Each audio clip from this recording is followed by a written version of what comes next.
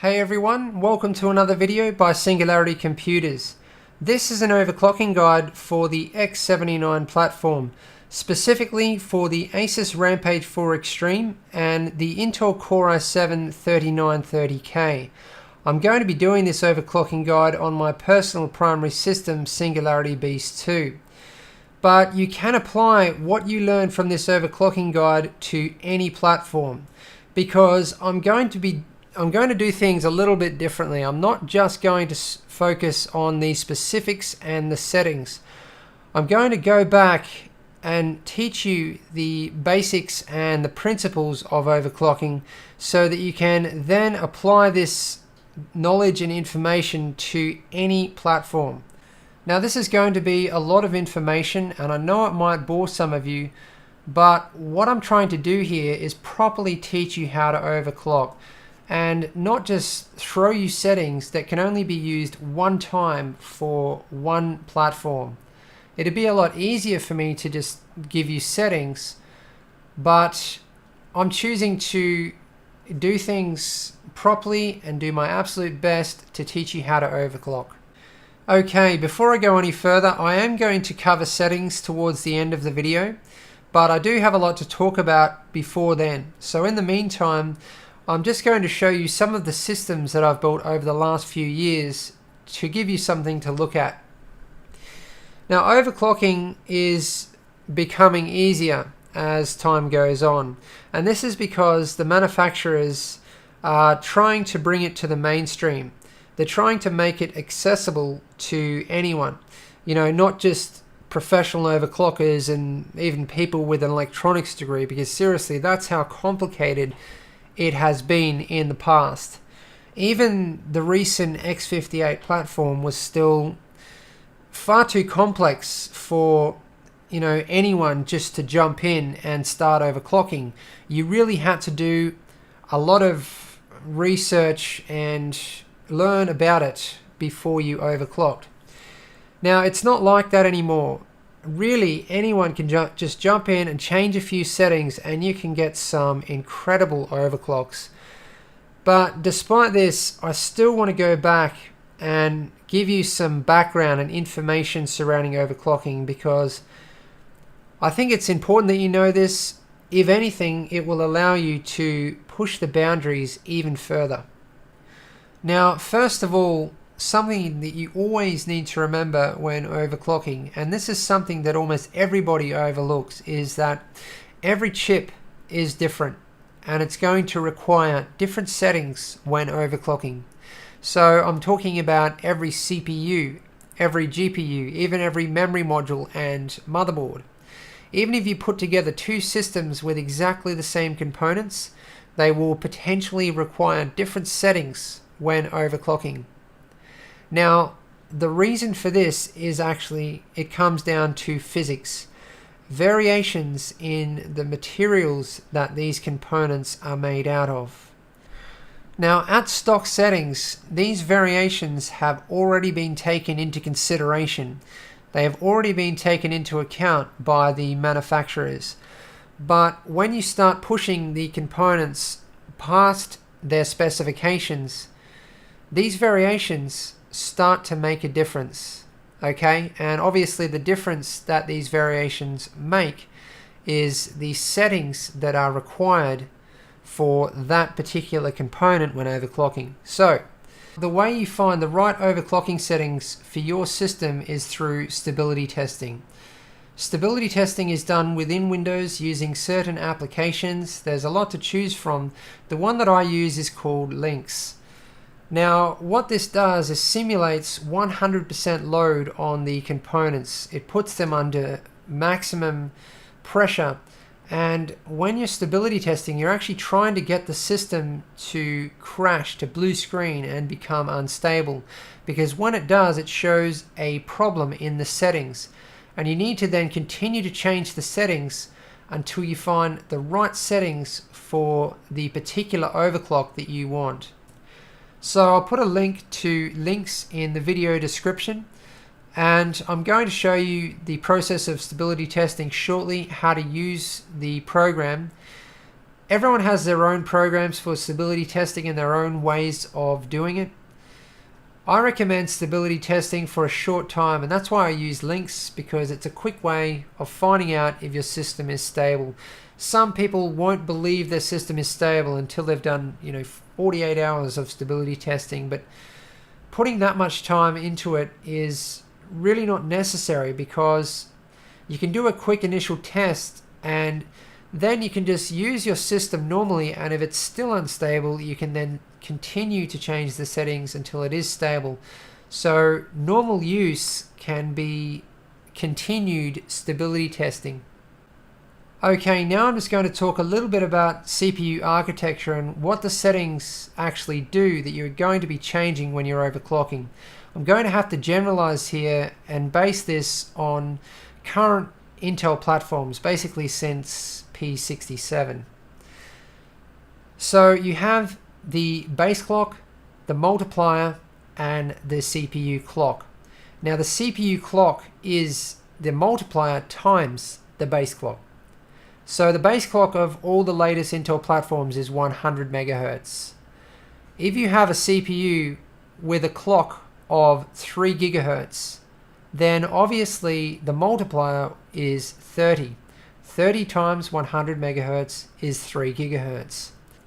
From this little example, you can see that all you need to do to overclock the CPU is change either the base clock or the multiplier. For example, if you wanted to overclock the CPU to 3.3 gigahertz, you could change the multiplier to 33, and then 33 times 100 is 3.3 gigahertz, or you could change the base clock to 110, and then 30 times 110 is also 3.3 gigahertz. So you've probably heard of CPUs with locked and unlocked multipliers. When you overclock a CPU with a locked multiplier, you can then only use the base clock to overclock. And the problem with this is that when you increase the base clock, you're not just overclocking the CPU core clock itself, you're also overclocking other aspects of the CPU architecture. And because of this, things become complicated and you can quickly run into instability. You're going to understand why shortly. When overclocking a CPU with an unlocked multiplier, you can either use the multiplier to overclock the CPU or the base clock. Now the great thing about using the multiplier to overclock the CPU is that it only overclocks the core clock of the CPU and nothing else. So it makes overclocking a lot easier, and it also generally means that you can overclock a lot further. Now, another big thing to think about when overclocking is the higher the frequency, the more voltage you are going to need. The higher the voltage, the more heat the CPU puts out, which means you need better cooling. So basically, the more you overclock, the hotter your CPU is going to get, and that is where you run into cooling limitations. It's also when you run into the risks of overclocking. Now, despite what a lot of people think, almost all of the risk of overclocking comes from your components overheating. So as long as you properly monitor the temperatures of your components, you can almost completely eliminate the risks of overclocking. So I'm going to put a link in the video description to a program called RealTemp, which you can use to monitor your CPU cores. Okay, before I go any further, I just need to say that I take no responsibility for any damage caused by overclocking. Now, don't let your CPU get any hotter than 85 degrees Celsius. You can be guaranteed that the hottest your CPU is going to get will be during stability testing. During normal use, your CPU won't get anywhere near the temperatures you see during stability testing. And because of this, 85 degrees Celsius as a maximum temperature is safe. If your CPU gets any hotter than 85 degrees Celsius, there is a high risk that it will sustain damage. Also, if your CPU stays at 85 degrees Celsius for long periods of time, I'm talking for an hour straight, then there is a risk of damage and degradation. People seem to do a lot of fussing about this kind of thing. It's usually just due to inexperience. There is a lot of misconceptions surrounding overclocking, mainly the risks. I have spent a lot of time overclocking, and I've taken CPUs well in excess of 85 degrees Celsius without damage. I certainly don't recommend you do that though. Okay, I'm now in the Extreme Tweaker section of the Asus Rampage 4 Extreme UEFI, and I'm now going to demonstrate to you everything that I've just been talking about. So you can see here that the CPU clock is currently 3.8 gigahertz. Now, this is actually the turbo clock of the CPU. The CPU has dynamic overclocking built in by default. That's what turbo is. When the CPU is idling, it clocks right down, and this is to keep the CPU cool. It's also for power saving. And then when the CPU comes under load, it actually overclocks automatically, and that is the clock, the maximum clock that the CPU will reach under a certain load scenario. Now, the way this platform is designed, what we're actually going to be overclocking is the turbo ratio, or the turbo clock of the CPU. So the CPU, despite the overclocking that we're going to be doing, the CPU will still clock right down when idling. It will only reach the overclock that we're going to set under a certain load scenario. So it's great because the CPU, can still be highly power efficient and also run cool, at least at idle. Now you can see here that the memory is currently clocked at 1333 megahertz. This is the memory's JEDEC profile. It's basically a safe default profile. So now I'm going to demonstrate to you what I was talking about the multiplier and the base clock. So I'm just going to change the AI overclock tuner to manual to give me access to the base clock. Now for P67, Z68, Z77 and X79, none of those platforms are designed for base clock overclocking. Some of the CPUs have onboard graphics, and that hinders base clock overclocking, but even the CPUs without onboard graphics can't handle much of a base clock overclock. If you're planning to overclock on these platforms, you need to have a CPU with an unlocked multiplier. And because of how little a base clock overclock these CPUs can handle, it's not even worth adjusting the base clock. Mainly when you have a perfectly good multiplier to adjust. And I've already talked about the benefits of adjusting the multiplier for overclocking instead of the base clock, and I'm going to show you exactly how that works right now. So I'm going to start by increasing the base clock. Now look what's happening. The CPU clock is increasing, but the problem is the memory clock is also increasing, and that's not the only thing that is increasing.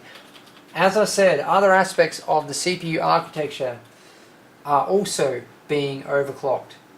Okay, so I'm now going to take that back down to its default, and I'm going to adjust the CPU's multiplier.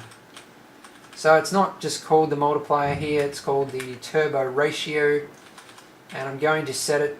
It's called the turbo ratio because the CPU dynamically overclocks, and when it does, it actually dynamically overclocks the multiplier and not the base clock, so that, as I said, it only affects the actual CPU core clock.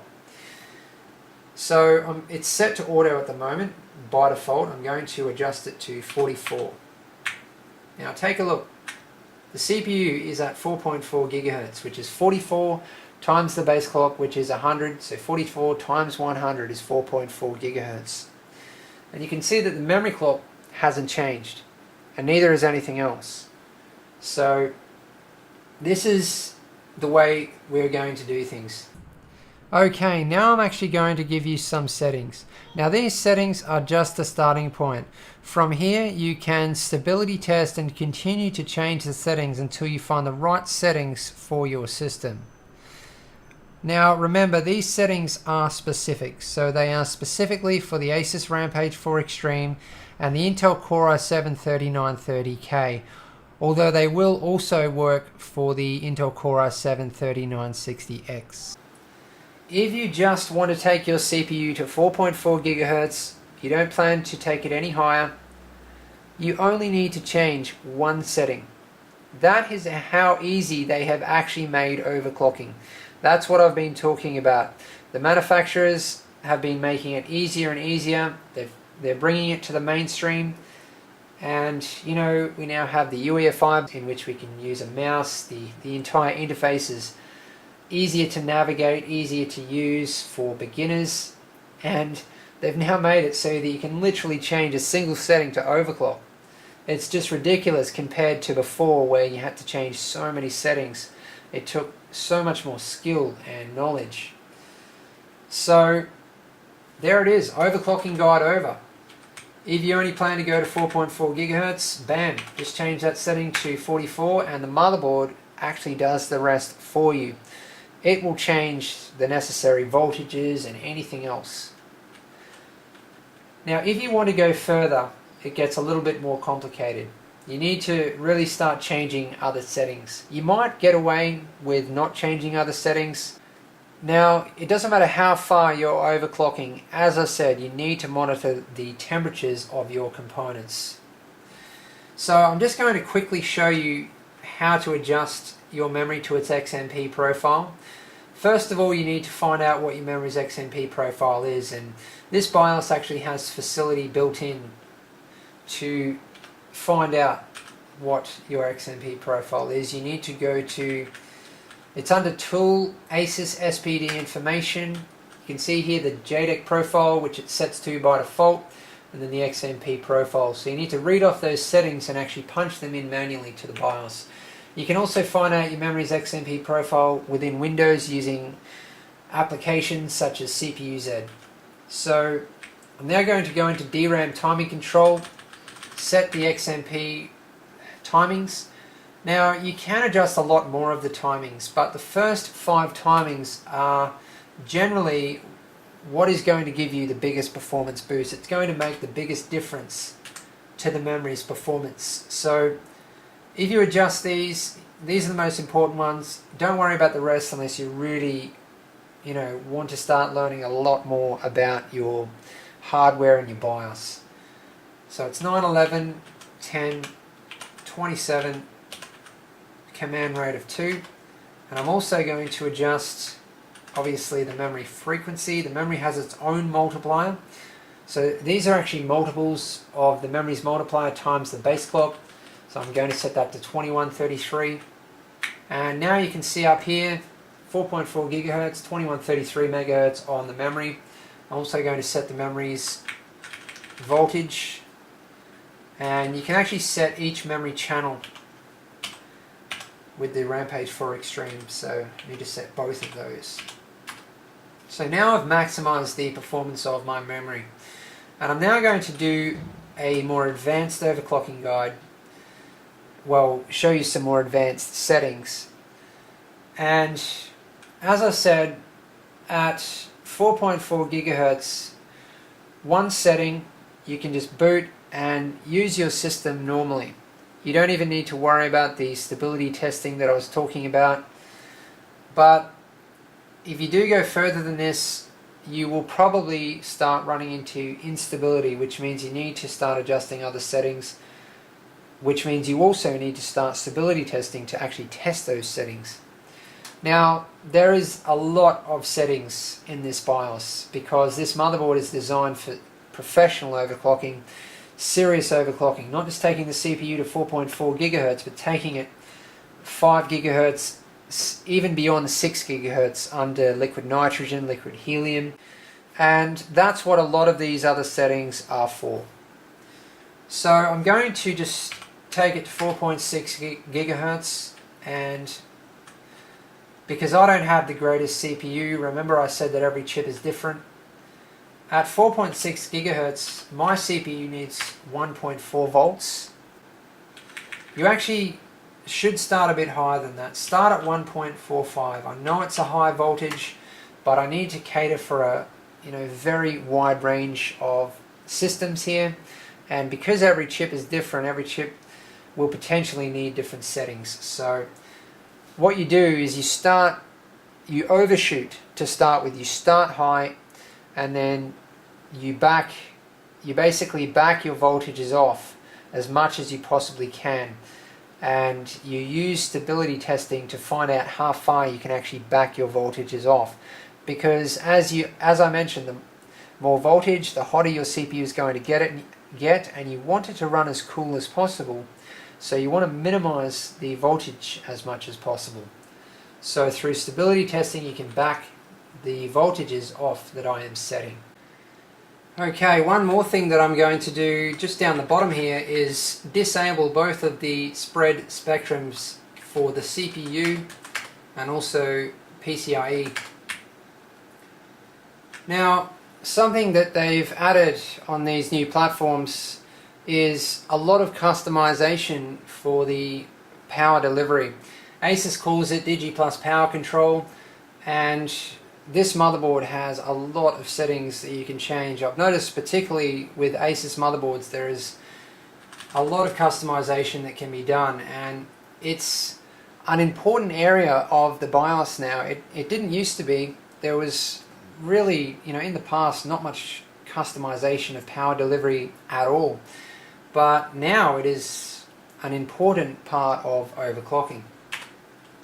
So I'm going to change a number of settings in here.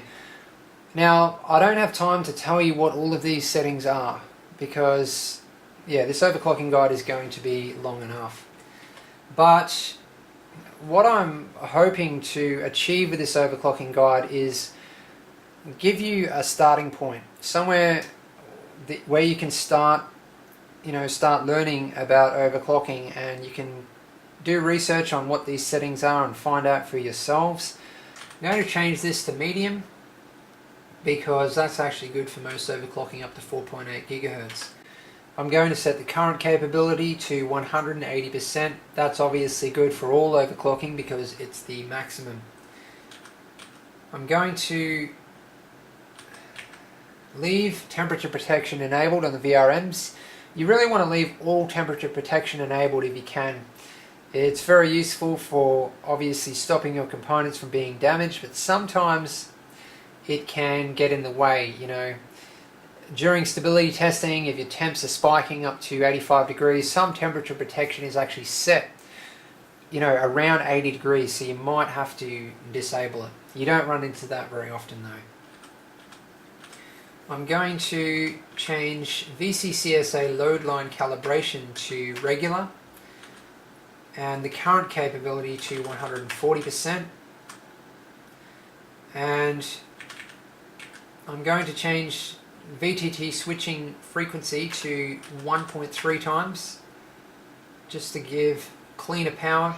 I'm going to change the memory current capability to 120% because I have fairly high clocked memory at 2133 megahertz. It might need a bit more voltage, so there is just one more setting you need to change. You need to disable CPU VTT overcurrent protection. So that's all of the settings, and these extra settings will give you an overclock of somewhere around 4.6 to even up to 5 gigahertz, but nothing is set in stone because every chip is different. Okay, now it's time to boot the system and do some stability testing. Okay, the system booted successfully and I'm now within the operating system. On the screen you can see the two applications that I mentioned that I have links for in the video description, RealTemp and Links. So RealTemp is on the left hand side and you can see it displays the temperatures of all of the CPU cores. So the Intel Core i7-3930K has 6 cores. You can also see down the bottom here it says distance to TJ max. Now the CPU actually has a thermal threshold, I think it's 100 degrees, and when it reaches that temperature the system will actually shut down to keep the system safe. So that is the distance that you have until the system will shut down to protect the CPU. So there is fail-safes in place to prevent your system from getting damaged. Down here you can also see the minimum and maximum temperatures that the CPU reaches within the time that you have RealTemp running. Okay, on the right hand side here I have Links, which is for the actual stability testing. Now with your initial stability tests you want it to be quick because you might have bad settings the first few times, and if you have really bad settings Links might only run for 10 seconds. So I always do 5 runs to start with. So you can see here, I've set 5 runs. If it survives 5 runs, you probably have some good settings. So leave the settings and then set it to 10 runs. Now 10 runs is the maximum I will do. I know there's going to be people that are going to think no system is stable after 10 runs, but what I actually do after 10 runs is use my system normally for gaming and encoding, and if it keeps crashing, then I just continue adjusting the settings until it's stable. So I actually use normal everyday use as stability testing. I only use links as an initial test just to get those initial settings, and usually after 10 runs my system never crashes again. And I use my system 24/7 for encoding. You know, I use it all the time. So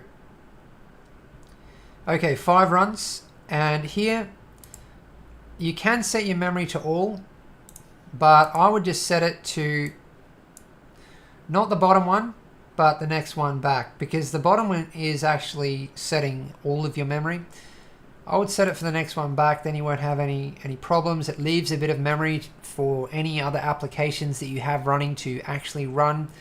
So, you know, then you won't get instability within running applications. Now, don't worry about changing the problem size, because that will change when you set the memory. So there it is, you just hit start. And now your system is under, well, your CPU is under 100% load. And you can see that over here in real temp, the load is 99.9%. So now the temperatures are going to start increasing. And this is when you really need to keep an eye on them. Monitor those temperatures. Now, from the information I've given you, you might already be able to understand what to do, what settings to change when you experience instability when running links. But I will just recap quickly. Obviously, there's a lot of things it can be when you're overclocking, but if you are in the process of increasing your CPU clock, which is exactly what you're going to be doing when overclocking, then the most likely thing for it to be is not enough CPU voltage, because yeah, if the CPU is not getting enough voltage, then it's going to cause instability. So you just continue to increase your CPU voltage until you find stability, but then obviously you have to monitor your temperatures. If your CPU starts to get too hot, then you actually have to either improve your cooling or back the voltages off. And then if you back the voltages off, you might also have to back off the CPU clock, the frequencies, because the CPU is not getting enough voltage. Now, one other thing that I recommend you do is just change one setting at a time, because then you can more easily pinpoint where the problems are. And also just increase slowly in small increments. So hopefully from all this information that I've given you, you are starting to understand the way things work. Unfortunately, there's no easy answer for this kind of thing, because it is quite complicated. Now, for the people who want to go on to learn more and use this as a starting point, the next step I would recommend you take is to learn what all of the main settings do in the overclocking section of your BIOS. That can help more than anything during overclocking. That sums up this video. Thanks for watching. Please subscribe, like and favorite if you want to see more.